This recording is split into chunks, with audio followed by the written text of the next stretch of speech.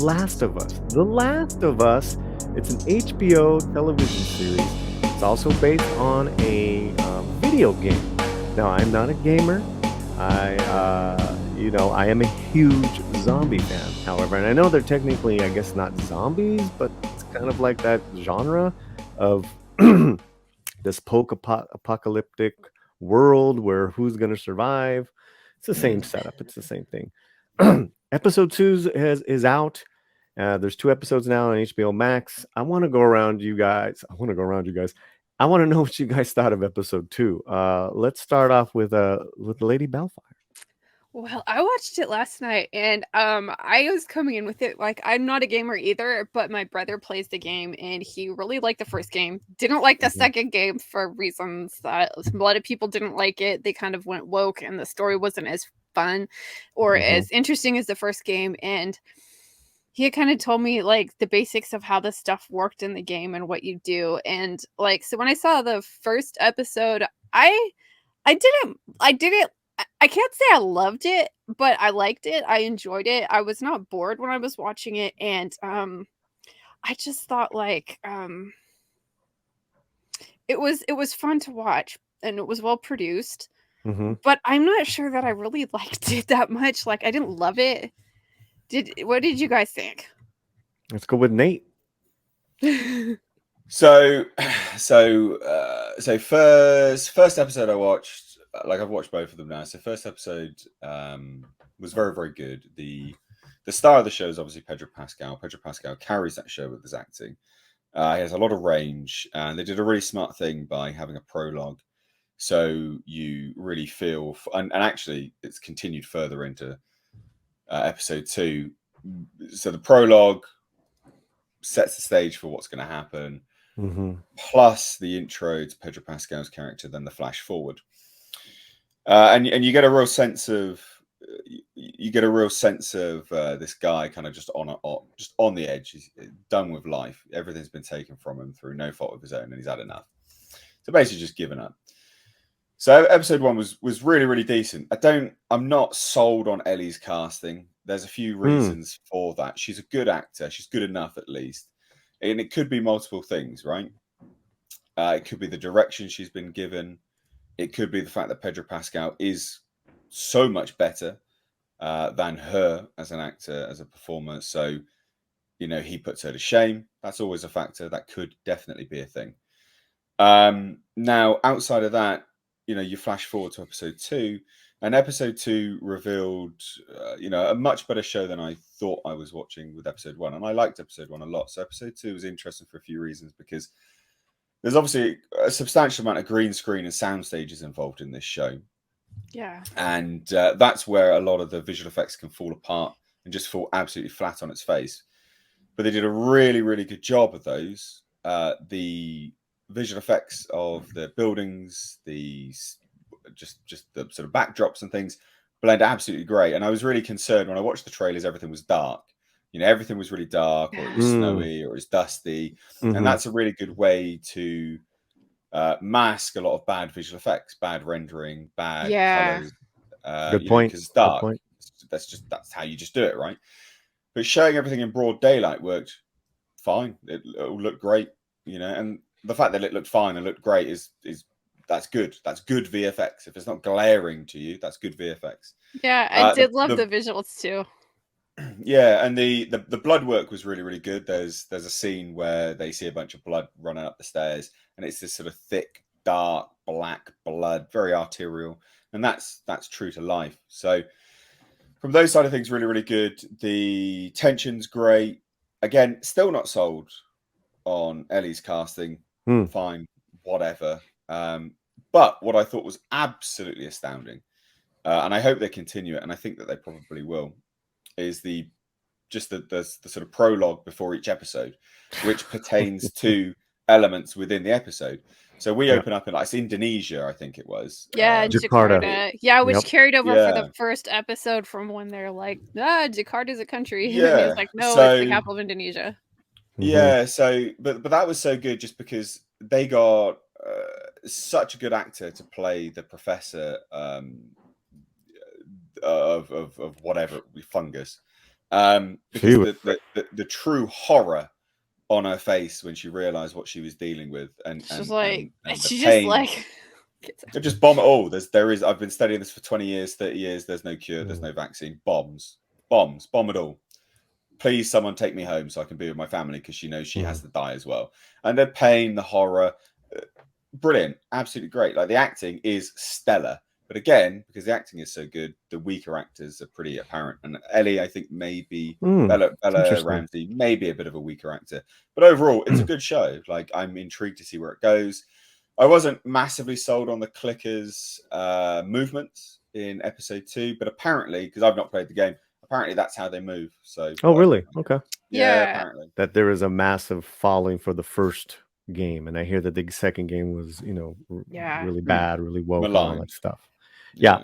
That being said, with episode 2, the storytelling is just right on point. That opening prologue, I guess it's a prologue, the first 2 episodes so far. I don't know if they're going to keep that going where they give you I hope more so. information. Yeah. Well, I hope so, because what I liked about that, sorry to just No, chime it's in there, okay.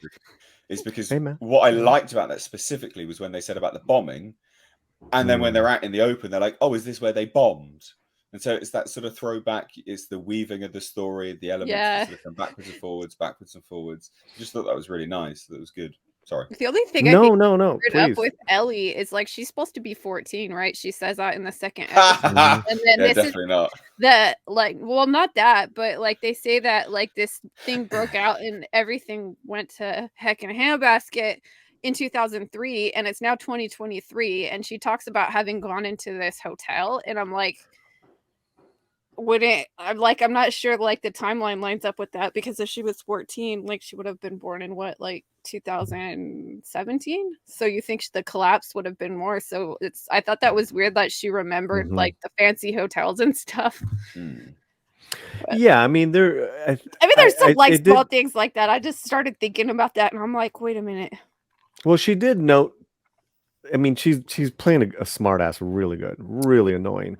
But she did note that she reads, like, she read a lot, like, so I would kind of just maybe she read something about it, like a story about a hotel, and she was doing a little impersonation, can I check in? Ring ring. Yeah. To me, that was It's like, not a deal breaker. I was just thinking about Ellie, and I'm like, I really didn't like her character. She was, like, not nice. Like, well, so for me, along with Mr. H, that the prologue was just devastating again. yeah. Episode 1 was a little longer because of the 2 brothers and being in Austin and all that, and it's almost was like 2 separate stories. You had the daughter, and then you had present time. Fantastic. Here it's more present time. Again, Pedro Pascal is flexing, man. Flexing. Just why he is just becoming one of the best actors of our generation.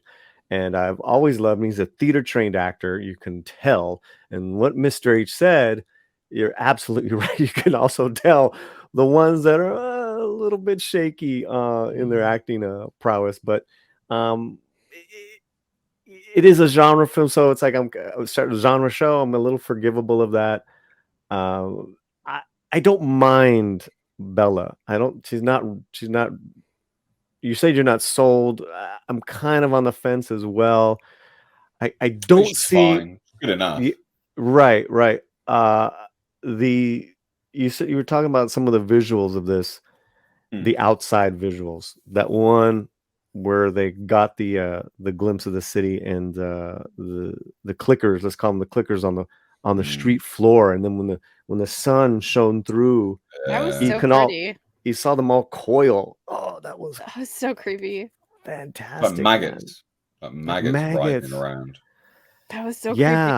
You know what I wish they would have done in the game? It's like this thing is spread by spores. I don't think they have anything to do with biting, and the biting, like, it kind of didn't make sense because it's a fungus. So how do you transmit it with biting? But they wanted to change it, and they did explain in the second episode that after thing that they did it because it was easier to show on TV, and I'm just like, why though? I wish they didn't, because like they did it in like, because Well, you are alien stuff, so Prometheus is like they had the spores and they mm, could have kind of changed it so maybe they weren't so airborne, but well, I mean, I think it's easier from a perspective of not having the actors in gas masks, basically. yeah, I think that's what it came Makes down sense. to too. But I kind of wish they hadn't changed it, but it's okay. Mm, Like I said, there's problems, like small problems, like I could get around. yeah. For me, it topped the episode 1, which I thought episode 1 was just brilliant, and Mm, it was just as entertaining, even a little bit more, because we're started on the journey, and there's loss, continued loss, and the way they're feeding information to us of the backstory, it's really well done, because there's so much Yeah. I don't know, and I don't want to know in a normal way of storytelling. This is fantastic. Off to a good start. What would you guys rate the second episode? Like, let's do out of 10. 5 being passable, I guess.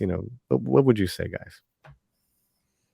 I think it was like a solid 7. Like I thought it was interesting. Like the makeup was really amazing. That was really cool, and I love the visuals with the broken down like towers and stuff like that, and everything's all Mhm. overgrown and stuff. And I was just like, oh, this is nice. And the story was good too. I mean, it's kind of like you said, it's a genre thing. There's a lot of conventions of like post-apocalyptic zombie narratives, but Mhm. I didn't. They did it well enough that I wasn't like, okay, I know what's gonna happen. Mm. Yeah, I mean, I'd say 7.5 or 8. To be fair, like it's a strong show. I mean, you have to like a slow burn. I think that's important to note, right? You have to like a slow burn. You have to like, tension and action being raised and action being fairly minimal. If you don't like those things, you probably won't get along with the show, which is fair enough. But to me, I Sure. really like those things, and I think when it's done well, it excels and it perfectly elevates a show. And I think this is, yeah, I think like a 7.5 or an 8 is probably pretty fair. It's a very good show at this point. You can see the internal conflict of, Joel, Pedro Pascal's character. You can see the conflict of, and ultimately as well, you can kind of see where it's going to go, where obviously he's conflicted because of what happened with his own kid. And, does he really want to look after this one? Obviously she's been bitten and he's conflicted with that and he doesn't want to look after her. And yeah, like he's sort of, becomes an unwitting father figure, I guess. Or an unwilling father figure. And you can kind of see that. And I think, I just, I think 7.5 to 8 is probably about right, about fair. Yeah, that's pretty good. I would probably be up. I'm probably at an 8. I'm just enjoying the acting, the dialogue, the pace of it, and just Pedro's acting, and what you were saying, the father that he was, and then what's to come. It's like, oh man, this is pretty good. This is pretty good. How do you guys think it compares? Because when I felt like I was watching it, I felt like I'd seen it before because so much of it was like Walking Dead and Fear the Walking Dead. Especially like that episode 3 preview. I felt like I'm like, I just don't know where like they're gonna go. That's new. What do you guys feel about that? Well, I think that's the trope of post-apocalyptic life in general, and that's the issue, right? So, sure, they're cordyceps and it's a fungus, so they're not zombies, but they are zombies. Everything is the same in terms of a zombie trope, right? Correct. Post-apocalyptic society, the devolution of the world, everything is exactly the same as a zombie flick. So you run the risk of all the same tropes coming into play, and they're very difficult to avoid without completely reshaping and changing the genre. So realistically, you just rely on very, very, very good performances and very good storylines to overlook those kind of elements. Yeah, like I don't feel like tropes are a bad thing at all. I mean, it's kind of like it gives you information to kind of like, kind of kind of a world you're gonna see. I'm just wondering because like, Walking Dead just went like way longer than it should have. So I'm just hoping that that they can keep the story fresh and keep in the direction that they're going on. So yeah, there's certain things that are a little different that I liked, as far as just the behavior and the connection, how they're all connected, as far all the clickers, and with the fungi. that was so cool. Like just to do it like the trees, like that is that was because what was it that he shot the guy inside the museum, and you see the little things. That was fantastic. I like some of the ramifications that are going to come from this, because they're like, hey, this is like the kind of fungus that works like with trees, where it's like there's these networks of fungi in the forest that they're underground, and that they can communicate with each other, and that plants do this in nature. And so they're like, you could, talk. I think he says that like Ellie could, you could survive getting bitten by one of these things, but you can't survive the mob. And then they talk about how like, oh, you could just touch this fungus and it's going to know where you're at. So that's going to increasingly raise the stakes and have a lot of really interesting ramifications later on. And that is really cool.